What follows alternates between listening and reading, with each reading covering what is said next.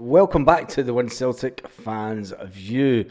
Yes, Brendan Rodgers has spoken to the media, has Kasper Schmeichel, and I think we got a little bit of an insight into exactly when the transfers will happen at Celtic, especially when it comes to Alex Bailly.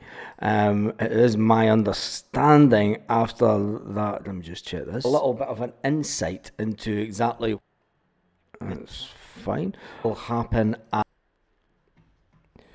just checking who's on. Yeah, there's plenty of people on.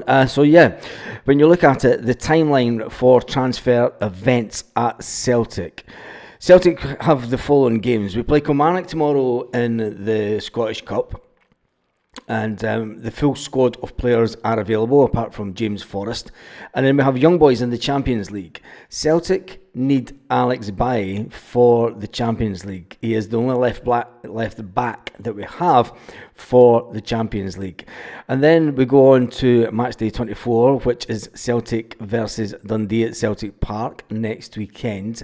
And then we have the game on the 29th of January, Aston Villa away, where we will also need Alex Bailly as backup left back or even first choice left back. So nothing will be done until Thursday the 30th of January. I think that's when it will really heat up. There are other transfers that can come into Celtic before then, obviously, but they will not be eligible for the Champions League. That's one thing that you have to keep in mind, that anyone that comes in the next week and a half will not be here. Now, the transfer window slams shut. It slams shut on Monday the 3rd of February, which is a weird one. It is because Friday, the 31st lands on a Friday, and they decided to move it to the Monday the 3rd due to the fact that a lot of people will struggle to get business done by the end of play on the Friday. So rather than let it drag on, they've moved it to February the 3rd. So the window does close on February the 3rd. So that does give Celtic, with the Champions League games, and the reason that they changed it is because obviously you've got Europa League games on the Thursday.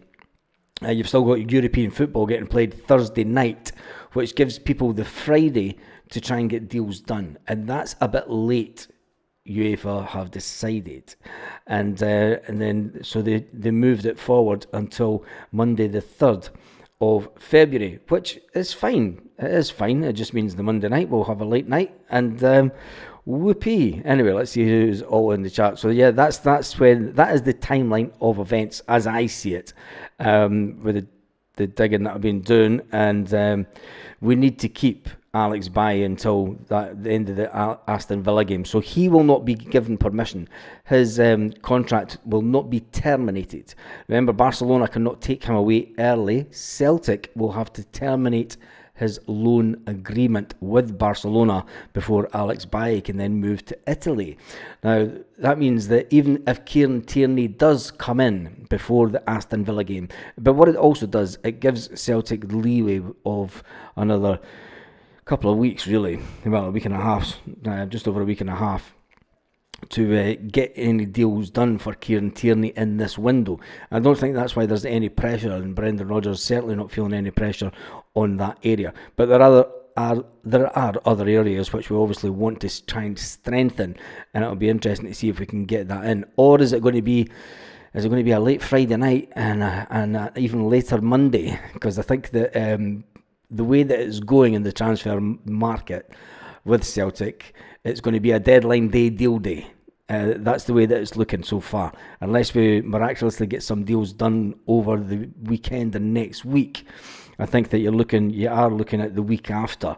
Realistically, we're not doing any deals this week. I did say that at the beginning of the week. I didn't feel that we would get any deals done this week.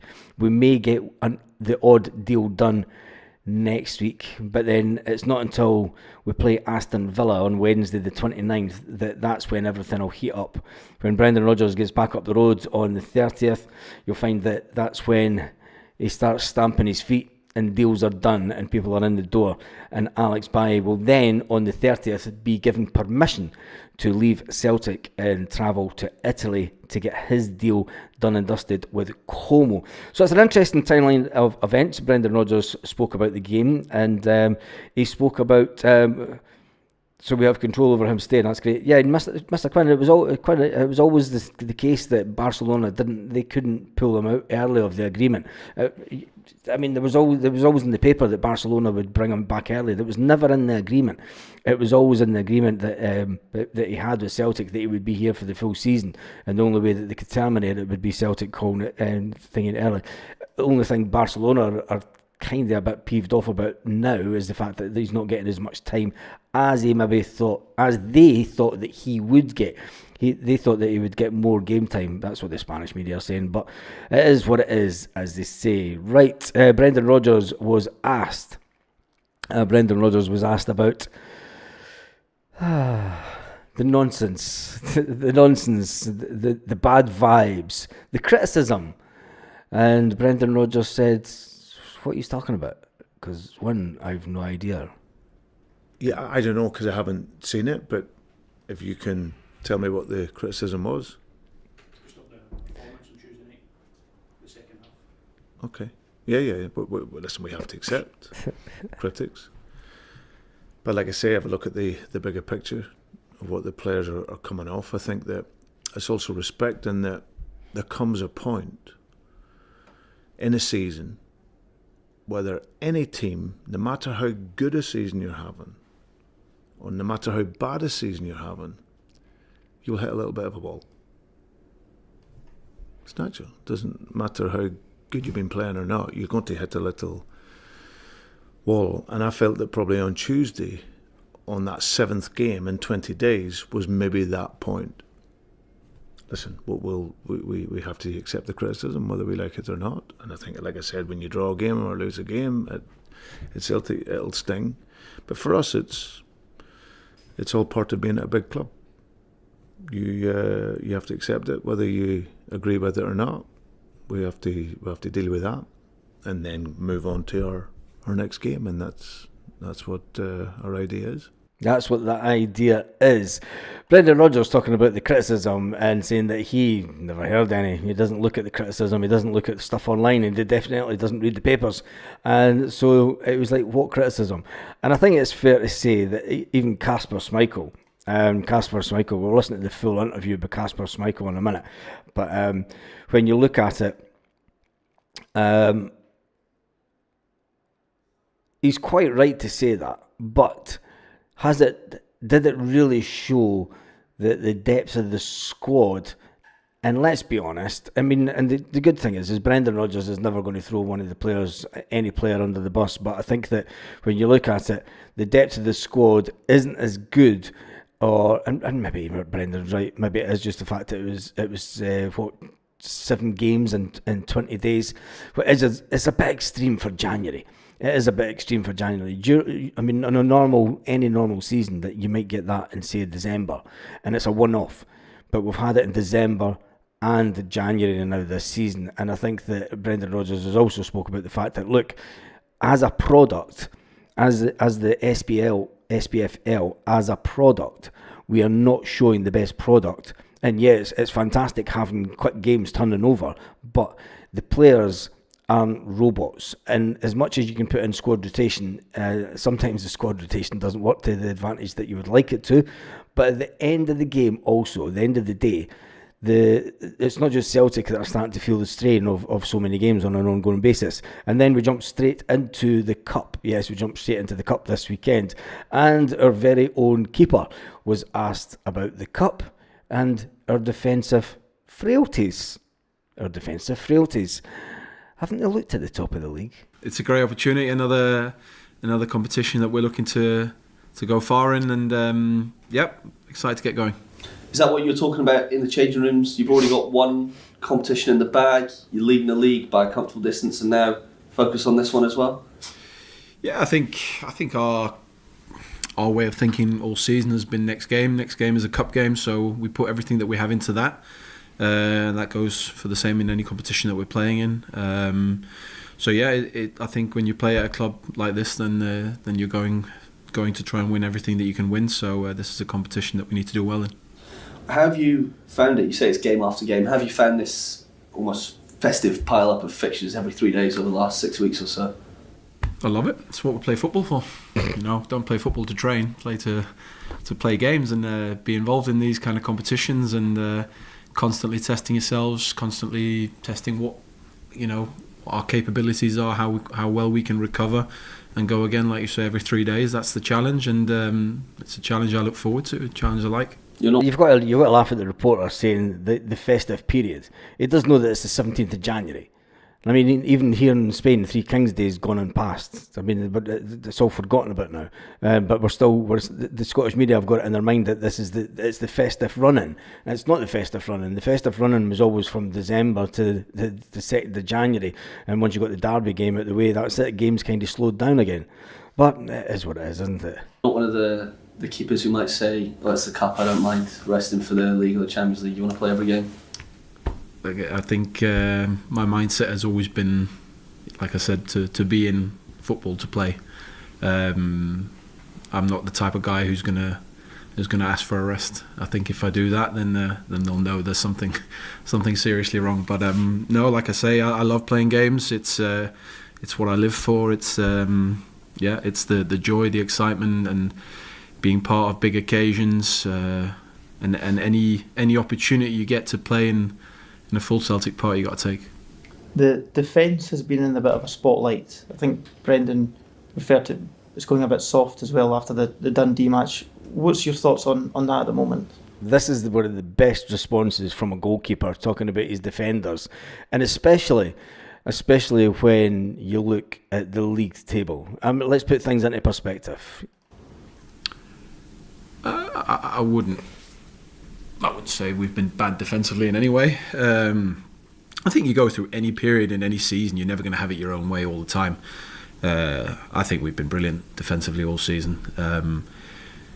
I think we look and analyse on when we do our debriefs of games what we can do better. And there's always stuff we can do better, but I think overall defensively we've been excellent this season. Do you think that sometimes there's more made of it than it has to be, that you can see 3 goals when your defensive record with the likes of Trusty and Cameron Carter-Vickers together as a partnership as well has been, there's so many clean sheets in that. I think I'm lucky that I now have the experience and the know-how to be able to not read or see anything that's said about us. I think what's important is we do our debriefs in this room, so what's said in this room. So that to me, that's what matters. And I think, like I said, any debrief we have, any goal we ever concede, we'll analyse that and we'll look what we can do better, and always looking to strive, always looking to improve. But like I said, I think defensively this season we've been excellent. Can you also use your own experience of your entire career at this point, when there may be outside noise or there may be a bit of pressure, to just calm everyone down a wee bit?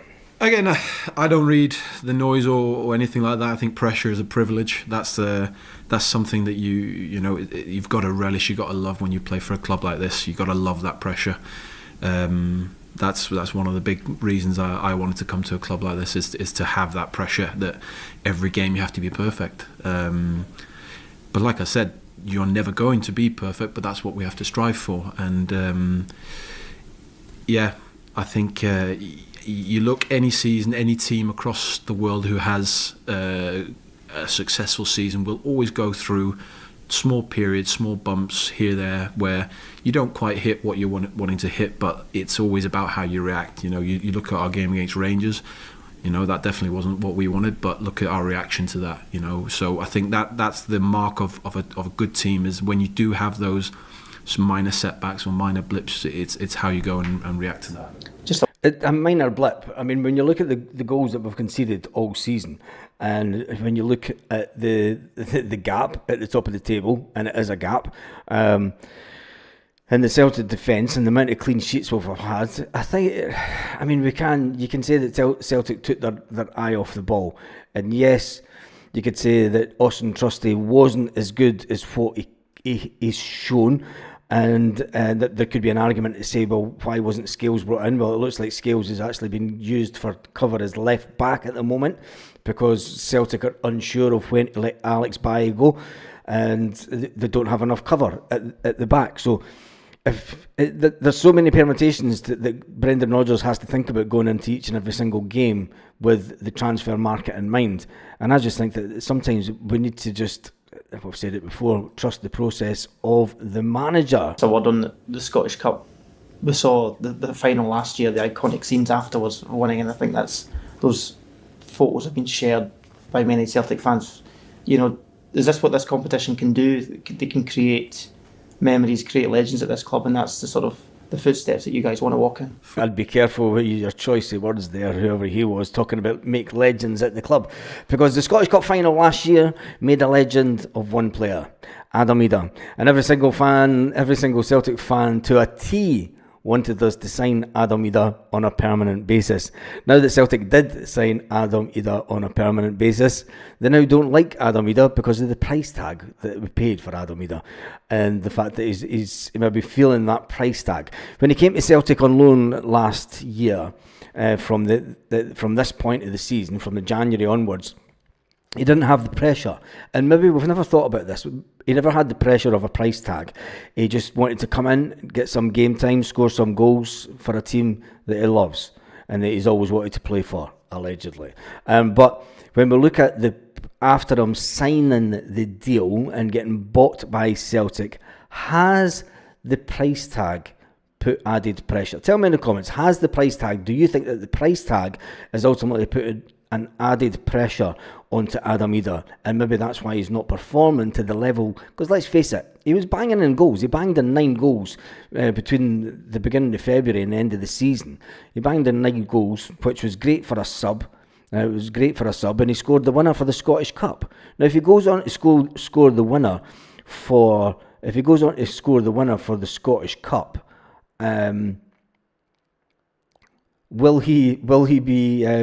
will the price tag be forgotten come the end of the season and come the summer? Will everyone have forgotten? And it'll be interesting. And I really hope he does. I hope he does. I hope he scores the winner like he did at the end of the Scottish Cup final last year, because it was a fantastic way for him to end his loan spell at Celtic. And I think it'll be fantastic. And it'll be a little bit of karma to everyone that is slating Adam Idah if he pops up and scores that winner to win us a treble, and then he's standing at standing on the doorstep at Celtic Park with Brendan Rodgers as a treble winner. And I wonder if people will rethink about. And you know, we never think about this. We just think about the price tag. We never think about the mindset that Adam Idah had last season, and he had nothing to prove. Nothing at all to prove at Celtic. Just come in, do your thing, score some goals. There was no issue with Adam Idah, and everyone was saying, yeah, he's a fine player at 3 million. But everything changed. The whole dynamics of the conversation were changed when Celtic paid, let's face it, over the odds. We did pay over the odds, but it was what it was. And it's just going to be an interesting end to the season, I think. For sure. Any cup competition, you know, I've been lucky enough to play and win different cup competitions, and I've played in different cup competitions around the world, and what it offers is something different. You know, it offers the opportunity for lower league teams to play Premier League or Premiership teams, and sometimes there are iconic moments in that. You talked about the final there yourself. I watched that final, you know, and I watched the celebrations, and you know, I was taken aback by that, because it was amazing to watch, and definitely those kind of things is what you play football for. You want to play lots of matches. You want to get to those kind of opportunities to where you have a chance to write yourself in history books and be a part of moments like that. You say you were watching the final, last year's final. Were you aware of Celtic's interest? You then did that? No. It was because of Joe. mostly. Yeah, because of Joe. I watched a lot of Celtic because of Joe, particularly. Obviously, having played up here before for Falkirk, I knew about Celtic and knew everything about it. Played up here in a pre-season game that was 60,000 people still. So everyone knows about Celtic and the history and the grandeur of this club. But I watched the final because Joe was playing. Just because his big mate was playing. That's brilliant. And people forget that the two of them played together at Manchester City. And he was almost like a brother, doesn't he, Joe? He's just like a brother to Schmeichel Jr. But did that almost, when the decision came a month or two later in the line, did you think back to those cup final scenes and think, I could be part of that? No. Probably part of it, yeah. I mean, like I say, it's Celtic wasn't a new concept to me, having played against them in different settings, in the Scottish Premiership, and even, like I said, in friendly games where you still have an atmosphere like Celtic Park has. Then that, yeah, to be part of a club like that was definitely appealing. You talk about different cup competitions. Are you the type of player maybe that looks back at the history of a cup competition before you kind of start into it the first time, and look at Celtic's wins in the past as well, and what it means to the club as well? Yeah, listen, I think when you think of Celtic, you think of Celtic lifting cups and trophies. That's part of the history, that's part of the heritage, that's part of the pressure of being a Celtic player now. And you have to live up to that, and that's a really exciting challenge. That's a great challenge. That's something that we all have to love, that pressure and the history that dictates the pressure. So yeah, we enjoy that. Yeah, we do. We all enjoy it, and the players enjoy it even more. There was a question says, you say that Brendan Rodgers doesn't throw players under the bus. So who was he talking about with the player being 6'4" and needs to do better? Well, that could have been Adam Idah. It could have been Trusty. It could have been any one of those players. And we all know that throwing a player under the bus isn't saying that a certain 6'4" player needs to do better.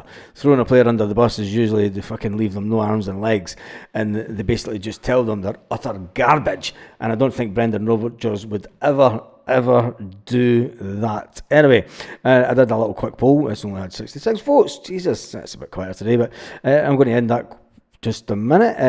Has the Celtic defence had a bad season? 71% no, and 29% says yep. Yeah, there you go. Anyway, Stephen Cassidy says, I think that Adam Idah needs a couple of goals and he'll get a roll and pay back for the transfer fee. He'll go on a roll. I think he will. David Pleat was 80-year-old the other day, and he's now a senior scout for Celtic. For young Celtic fans, he was the manager of Spurs, a very good player, and knows the game inside out, says Keith Robertson. Kevin Dunn says, the defence bad in parts in a few games. We're top of the league for a reason, and we'll stay there until the trophy goes back into Celtic's crammed trophy cabinet. Crammed trophy, and it certainly is that. Peter O'Donnell says, Idah, I seem to remember loads of Celtic fans say near the end of the summer window, hurry up and get him signed. It's not his fault that the fee was far too high, says Peter. And you're absolutely right, and it is the fact that it isn't our fault that we paid. Well, we know whose fault it was, and that person is no longer at the club. And if Mark Lawwell had done his job correctly and got Adam Idah signed up with an option to buy, which he didn't get an option to buy in the contract. He just got him on loan as a panic loan, and you've got to remember, we were going for Kids for Garden at that point as well, and the fact that we didn't get Kids for Garden again, and then we managed to get the deal done for Adam Idah. So getting Adam Idah done in a later deal when we needed someone in, we really needed someone in. Like, he done the job for us. Norwich had us with the short and curlies at the start of the season, and that's it. That is it. Anyway, when it comes to other Celtic news, the big one of the day is obviously the Barcelona loanee Alex Bay.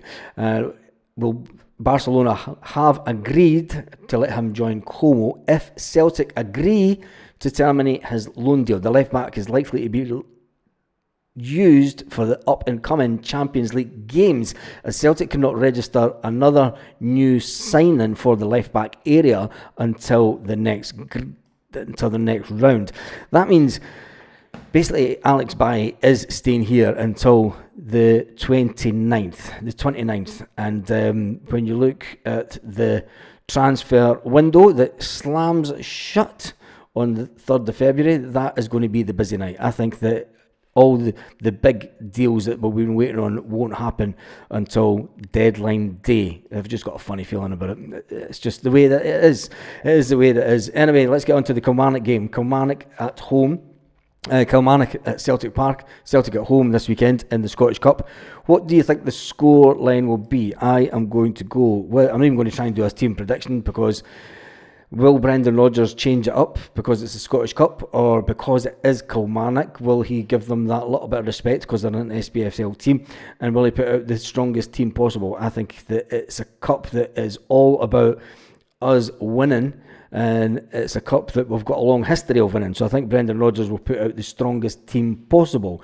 But I think the scoreline will be Celtic 3, Kilmarnock 1. I'm going to go 3-1. First up is the scoreline of 2-0. Opinionated Glaswegians going for 4-1. I'm going for 3-1 Celtic. Alistair Laidlaw is going for 3-0 Celtic. You remember we have, I think it's Celtic Park. Kaiser's going for 3-0 Celtic also. I think that being at Celtic Park should help us quite a bit. Shamley, Govan, Opinionated Glaswegians going for 4-1. Mr. Quinn's going for 3-0, another hard game. It's at Celtic Park. I'm expecting it to be a little bit easier than some of the away games. But Kilmarnock will kind of have to go for it because it's a cup game. And if they play like Kilmarnock normally play and go really defensive for 80 minutes, it's just going to end up one thing and one thing only, and that's the Celtic gubbin. Who Really Cares is going for 3-1 Celtic. Big Des is going for 3-0 Celtic. Dave Morton is going for 3-0. He thinks it'll be another hard game. Liam Burns is going for 4-1 Celtic. Jack Sweeney is going for 6-1 Celtic. Kilmarnock 6-1 in the cup. Could you imagine that? JD88 is going for 3-0 Celtic. And that's a fancy that score, but I'm going for 3-1. I think the Celtic may I'm just giving them that one goal. Cineres is going for 5-0. We'll hit it from, Jack's Fox today is going for 4-0 Celtic. And then Glasgow's Green and White is going for 4-1 Celtic. Paul Meekin is going for 3-1 Celtic also. 4-0 says Scotty Boy 73, Kyogo and Kenny to get his first being a late sub. That's an interesting one. It is an interesting one. Will Johnny Kenny get some time? John Reid says he's going for 5-0. And just try to catch up with some of the comments. William Beattie says it's going to be 1-0 win. Close game, 1-0 win. Brendan will have booted their arses. 3-0 says Willie 2269. I think that Brendan will have got his point over. And Casper Schmeichel spoke about it. He said, look, we don't need to read papers. We don't need to look online for any criticism. We give ourselves enough criticism as players and a management on every single goal that is conceded against us. Jim McClatchy is going for 4-2 Celtic. And Mikey Boy's going for 3-0 Celts. 1-0 will do, says William Beattie. 1-0 will do. 1-0 will do. Peter O'Donnell is going for 2-0 Celtic. Well, we'll just need to wait. There will be a video out tomorrow morning. I don't know if I'll go live. I'll go live first thing Saturday morning, and then we'll go live again 1.5 hours before kickoff. 1.5 hours before kickoff to get the team news as it is revealed. It'll be interesting to see how many people we get on then, because a lot of people will have been on the Swally all day long. Big shout out to Willie, big shout out to Jim McClarty, Mikey Boy, Cool Daddy, William Beattie, Kaiser, Jason, Peter O'Donnell, Big Des, Liam Burns, Opinionated Glaswegian, Dave Morton, and Alistair Laidlaw, Scotty Boy, Mr. Quinn, and everyone else that has been on the live. If I missed your name, apologies. And on that note, I'm away to have a nice relaxing evening. And on that note, have a fantastic evening to wherever you are, Celtic fans all around the world. Lit. Roll up to the party, roll up to the party, roll up to the party.